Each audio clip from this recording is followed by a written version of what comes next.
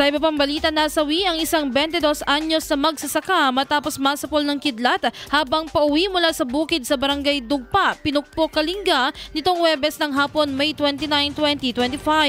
Kasama ng biktima ang kanyang 24 anyos na kapatid nang mangyari ang insidente sa gitna ng malakas na ulan at pagkidlat. Ayon sa mga opisyal na barangay, nagpasya ang magkapatid na umuwi mula sa kanilang bukid dahil sa masamang panahon.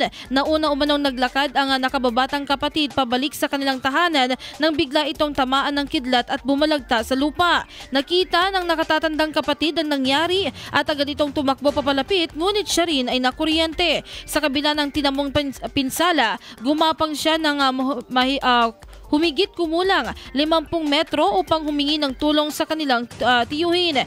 Nasa lugar pa lamang ay binawian na ng buhay ang binata habang ang kanyang kapatid ay agad na isinugod sa ospital. Kasalukuyan itong nakakonfine sa intensive care unit at patuloy na inoobserbahan.